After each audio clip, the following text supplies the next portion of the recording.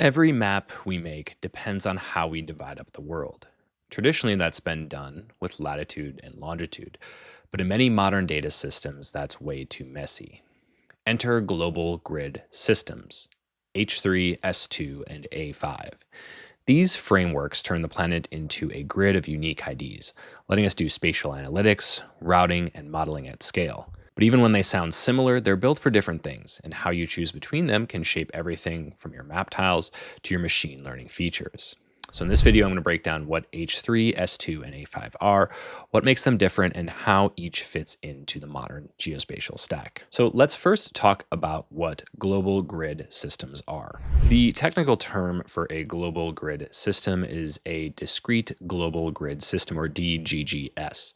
And effectively what it does is it divides the Earth into hierarchical cells, each with a unique ID. It starts at one level and goes down and varies based on the level of granularity based on the system that you're using. Now, what this allows you to do is turn a location, such as latitude or longitude, or even a polygon or other features, into an index identifier. That index identifier contains information about where that is on the globe and where it is in terms of the scale of that system, if it's smaller or larger. Now, when you turn it into that ID, you lose some of the granularity of that actual location, that point or that polygon. But what that allows you to do is do a few different things. From that single grid ID, I can understand the parents or the larger cells from that cell and the children or the smaller cells from that cell. I can also understand features like the neighbors, and you can do even more advanced things like calculate paths, calculate areas, and a number of different elements like that. Now, if you do this over a large number of points, you can actually do some things like aggregations, spatial joins, and other elements with these IDs. Basically, in that code for that identifying location is embedded a lot of spatial information. What this allows you to do is a few different things. First, it makes some things like spatial joins a lot faster. You can join on the ID rather than the geometry. So depending on the system you're using, you can actually do that join faster or that grouping and aggregation. On top of that, these are easier to store. These integers or strings are generally smaller data values than a point or other geometries, and you can do some computation much faster. But probably the most impressive and commonly used use case is for visualization. As you can see here on some of these maps, they create some very relatable and impressive visualizations across the globe. And some of the front end systems for visualizing these data have these indexes built in, so it's very easy to use. Now, there are many different systems that exist for this. You can see a list of some of these here, but I really want to highlight three that are most commonly used in some of the spatial analytical workflows. Now, the first is H3. That's a hexagonal global grid that was originally created inside of Uber. It's open source and used in a lot of different systems, and was originally designed to help aggregate and anonymize pickup data that was sent to drivers to show where there's hotspots taking place in the city at a different time, where they should focus or head to get the most pickups basically for when they're driving around. Now, it was used for many different systems beyond that, and they saw that there was a utility for spatial analytics, for visualization, for data sharing, all these different things made it very easy, and that's why H3 gained a lot of popularity. S2 is a quadrilateral grid that was developed by Google. You can see it here. It looks more like a square, and it kind of accounts for the curvature of the Earth a little bit. You can see what that is. Now, a new one is A5. That is a pentagonal grid that's developed by Felix Palmer. He is one of the main developers and maintainers of DGGS, and it has some key advantages. It can go to very small scales, as well as it has equal areas. Some of these other grid cells don't have equal areas, which we'll talk about in a minute, some of the trade-offs between these different systems. But in short, these grid systems allow you to convert a geometry into an ID. That ID has some encoded spatial information, but you lose some of the accuracy that goes with that. With that, why should you care about these grid systems? Well, first, it can convert complex spatial operations like joins and proximity into simple numeric calculations. A lot of these libraries come with functions to understand, like I said, the parents, children, neighbors, rings, all these different features that you can use to kind of understand some spatial information. It's quite scalable. It works across big data frameworks and distributed systems, so you can use it to do these different calculations as long as you have that library embedded in there. And it's very flexible, allows you to zoom in and out easily. It's nice for aggregation. I think it creates a very easy and relatable visual framework, especially for people that don't look at spatial data that often. If you compare something like census block groups, which are uneven, and if you don't understand the city that you're looking at, you might get really large ones like these in New York where there's an airport versus where people live. So it might make it more relatable for people that are trying to understand that. Another common use case I've started to see is using these features for geospatial context in AI and machine learning workflows. It allows you to embed geospatial context into these cells without storing the raw geometry information. This isn't anything that's different from use cases in raster data and imagery like Alpha Earth with Google and some of these different systems. There's a podcast here if you kind of want to listen to what embeddings are from the raster perspective. But I'm starting to see some people adopt the same type of context into cells and aggregating at a common level and using cells to do that. Plus, for feature engineering, you can engineer features across space, and it makes it very easy to calculate these spatial features from that perspective. And finally, it is interoperability. Increasingly, more and more data systems are actually storing a H3 ID alongside of the geometry so that you can use them. So it's becoming more interoperable. It's not across all data sets, and you may need to create them yourselves, but it's something to think about if you are considering this, that they're more interoperable data sets. You can see Foursquare has a data store exclusively built on H3, which you can take a look at here. So now, do you need to use these grid systems? And I break this down on 4 different categories: personal projects, one-off projects, small teams, and enterprises. So for personal projects, they're really great for if you want to experiment with location indexing, build these visualizations and aggregate spatial data. A lot of systems are making it a lot easier. Things like Kepler GL or Descartes actually have these built in. So you can actually aggregate to those really quickly and create this kind of simple visualization that's really approachable. So I think for personal projects, depending on what you're doing, of course, or what you're visualizing, I give it about a 3 or a 4. It's good to start with. And for one-off projects, it's great for grid aggregations. If you need to do quick summaries and visualizations, it's a really solid way to do that. So again, about a 3 or a 4 here. Now, of course, this depends on what you're doing. If location and the accuracy of that location is of high importance, it's certainly something that you want to account for. So, that would make it a smaller scale there. But if you don't need that sort of view, if you need to make something simple and approachable, then yeah, I would give it a higher scale, closer to a 4 or a 5. But again, this depends on your use case here quite a bit. Now, for small teams, it's useful for performance optimizations and analytics pipelines, especially at the top of the stack where you need to do these quick joins and stuff like that. And if you have teams that aren't used to using spatial data or writing spatial queries, it can also be useful because it basically provides a location reference that's very easy to understand and use. Now, to do more advanced things like the rings or the neighbors, there may be some training that you need to put into place. But again, if it's good for your specific use case and it makes sense, then I would definitely consider using it. Now, again, it requires some work to actually turn geometries into those cells and those cell IDs.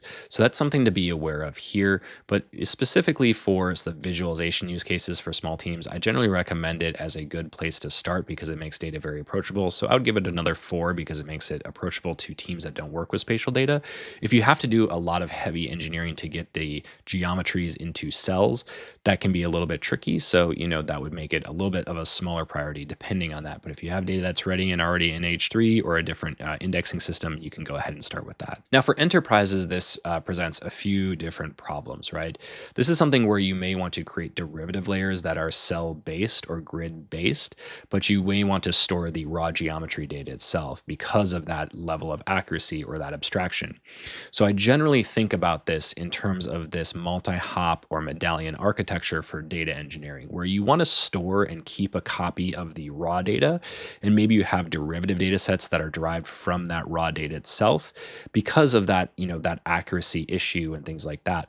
But if there are upstream visualization use cases, analytics use cases, machine learning use cases, all those things I talked about before, you can effectively create 2 copies of that. So, it's something to consider depending on the use case and the need, if it's visualization or these heavy analytical joins or things like that you want to optimize for, or the accuracy is a little less important, you just need a quick count and things like that.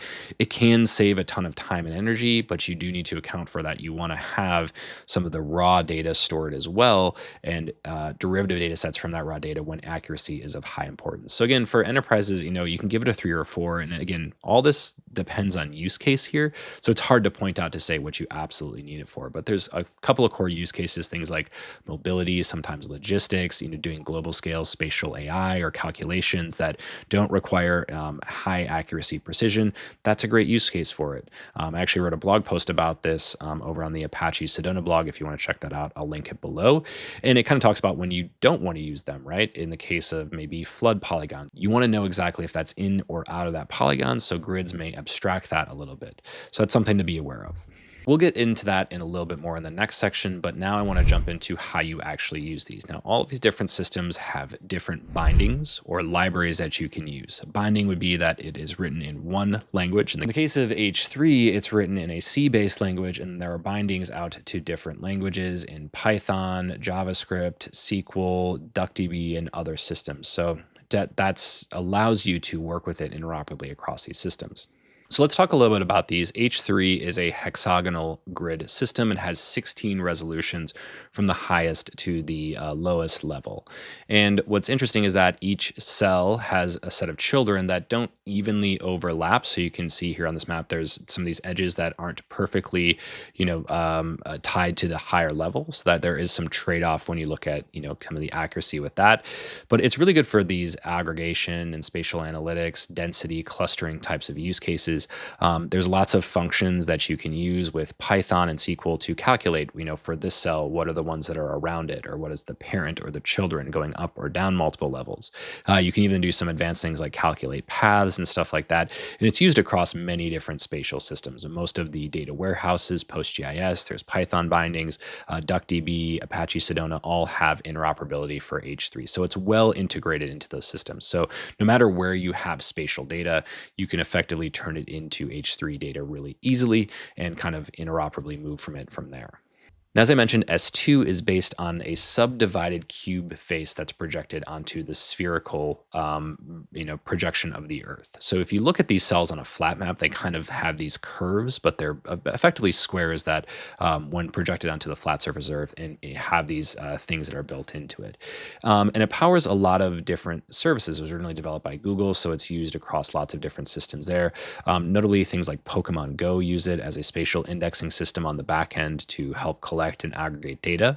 And what's nice is it has a nested hierarchy. As you can see here, as you go further, each cell or parent or children cells fits evenly into those cells. So you can effectively know that overlap is very well constructed, and each cell, there's no overlaps like those issues in H3 that we mentioned before.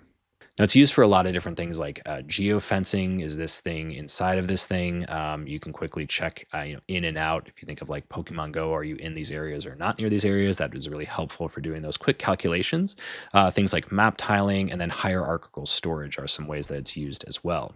Now, again, it is written in C++, and it has bindings out to other libraries and different things like Python, visualization-based libraries, and things like that.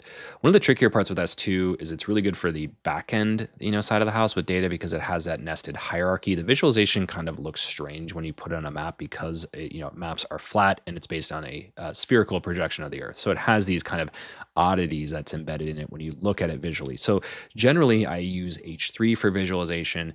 S2 is really good for splitting up, partitioning data, doing things like that on the back end, which is kind of how you use it for those different elements that I mentioned before. Now, the final one I want to talk about is A5. That is a new one that has been released by Felix Palmer. I did a full podcast interview with him if you want to check that video out here. This goes really deep into this, but it has a few different pieces that make it particularly interesting. It's based on pentagons, so it's a little bit different from the squares in S2 or the hexagons in H3. So it looks a little bit different, but it has some very unique properties that allows it to create even paths around the globe. What's nice is that they're effectively equal areas. So the area stays the same of each cell at a different level, no matter where you are on the globe. H3 has some variance in those levels that can actually be quite wide depending on where you are. And this demo kind of shows that here. And it can go to very small levels, like millimeter level scale. You can index down to there, which is effectively the same size as a point. We're talking about something, a cell this size can be indexed, and it allows you to go to parent and aggregation and things like that. So for these analytics use cases, I think it's really, one of the most powerful because it has all these structural properties that you want to include. It allows you to go to very small scale. It allows you to understand some of these relationships as well, like parents and things like that. And it also produces visualizations with these equal areas that make it a little easier to pick out patterns, especially when you're comparing different locations in the globe. Because of those variations in H3, you can see here these examples where things look different between A5 and H3, and you can get different results in these different areas. So if you're doing comparisons, A5 is definitely the way to go. But again, I recommend checking out that podcast for full details. Now, A5 has purpose-built libraries, so it's built in Rust, Python, JavaScript, and DuckDB. So you can get started with those purpose-built libraries. It doesn't have any bindings, so it is very fast in these different ecosystems. So the next thing I want to jump into is some of these pitfalls that you want to watch out for. Now, again, there's the biggest one and the most notable one is the fact that once you move from a geometry to a cell, and if you get rid of that original geometry, you can't interoperably go back and forth between them. You lose that spatial resolution. So if I have a point and I go up to a cell level and I get rid of that geometry, I've effectively lost that spatial resolution. And that introduces issues of accuracy and things like that you may want to consider. Now, I've also seen them used for like backend operations when you're trying to do and speed up spatial joins. Effectively, this is a problem of using a system that maybe isn't purpose built for geospatial to do spatial joins. And because the spatial join is slower on that system, you can basically use these IDs, these strings or integers to join on because they're faster in these different data systems. So it's kind of like a workaround when you're doing in that case. You're trying to make it faster or trying to get around the spatial features. That still requires you to do the transformation, which has a processing step in it anyways. I've done this at really large scales for very granular cells, and that in and of itself introduces its own engineering difficulties. It takes a lot of time. It might actually run out of memory, especially if you're doing that at a polygon level. You have to basically keep splitting the data, going deeper and deeper. So there's certain times where that doesn't make sense. You actually have like an engineering problem that you're trying to solve, and you're trying to kind of squeeze cells to make it work. In those cases, I think actually looking at a purpose-built system, like something like a distributed computing system, maybe using like Apache Sedona DB that's purpose-built for these spatial operations to actually check those out. So I have some videos on those if you want to check those out here about why you would want to use that system, especially when you get to a certain volume. So that's one case. If you're trying to get around the issue of spatial processing, that's really where I would start to watch out for. And that's one pitfall that is probably the biggest that I would check out. Now, again, there are also different geometries, like H3 uses hexagons, S2 uses quads, A5 uses pentagons. So they're not interchangeable. Like it's not easy to interoperate these systems. So you need to pick one. And depending on your use case, like I said, if you're looking at analytics, A5 is really good. H3 is very good for visualization. S2 is very good for backend data sorting and things like that. You want to figure out when and how you use them, and for your use case, what really matters. So picking the right one there makes a lot of sense. There's also precision trade-offs. Different resolutions don't match across the systems. There's conversion overhead, like I mentioned before. Translating between lat longs or polygons adds computation, and sometimes that can be not worth the squeeze to actually make that work. So that's one thing you have to watch out for that conversion overhead. Now, again, as you can see here, there's 3 different systems I'm mentioning. There are actually many others that are included here as well. So there's no single universal grid, right? Interoperability can be a challenge, so you need to pick one that works for your specific use case. And that's kind of what this video helps to sort out, is figuring out, does that make sense for my use case? And so far, all I've talked about is vector data. If you're looking at raster data, these are already kind of in grids. These grids are pixels in this case. So interoperability becomes another issue here, where you're losing context or things like that when you're abstracting a raster data set to a grid cell. Again, using a purpose-built system that can handle the raster data as is, you don't have that conversion overhead. Any of those issues make sense. So there's limited raster context for these cells. Now, when not to use a grid system, right? I think really when you need, precise geometries or, boundary fidelity, like there's, precise And that's, the precision of your analytics is very important. It's like parcel level mapping, or, ensuring overlaps or true falses or things like that. That's when you want to actually use that at the geometry level. So if you need that precision, that's something you need to consider and actually, focus in on that. Now, if you're just trying to get around an engineering problem to make a spatial join faster, again, you're adding that, like conversion overhead that I talked about earlier. So that's another case where I wouldn't use it. I would try to use a purpose-built system for those first two problems I mentioned. You need precise geometries, or you're trying to problem solve to make the join faster. I would use a purpose-built system. There's different things like Sedona DB that works really well on local processing, Apache, Sedona, and Whereabouts for, distributed processing. Even some of the data warehouses can do this to certain degrees, but again, I think data warehouses are really good for the analytical workloads. I cover that in this video here if you want to check that out. Now, if you need to do raster processing or pixel math, there's tools that are specifically built for that, GDAL, Rasterio, X-Ray. You don't need to transfer to a different format. There's no need to do that. And for small data sets, if they're really, at a small scale, the grid indexing may be overkill. But again, for visual presentation, that might be the perfect use case. So again, you have to assess this for your specific use case. And finally, if your analysis depends on exact geodesic distances or shapes, again, that precision that you need for measurement or analytics or area, again, you may want to consider just keeping those at the geometries, or depending on the case, you could use something like A5 that preserves an area and these different things. So keep that in mind when you're deciding when you should or shouldn't use it. Now, where can you learn more? There's lots of different tutorials on how to use these. I recommend checking out the documentation for H3, S2, and A5. I'll put that all in the links below so you can kind of understand how you can use these and the different places you can use them. There's also the podcast I did with Felix Palmer on A5. I highly recommend checking it out because it kind of goes deep into some of the issues and how A5 is kind of solving these in specific use cases. There's also a few articles that kind of compare H3 and S2. There's another one of these called GeoHash as well. So I'll put that blog in there that kind of helps you understand these. And certainly just searching around, there's talks about these things that are, out there. I put the blog post kind of saying, when you should and shouldn't use H3. So all in all, there's a lot of different resources. I'll put those all below so you can check those out. So I hope that was helpful. Let me know how you are using grid systems in your spatial analytics workflows. How are they working for you? When are you finding them successful? When are you not? How are you creating visualizations with them? Because let's be honest, the visualizations in these systems look really cool. So let me know what you're doing below in the comments below, and I will see you in the next video.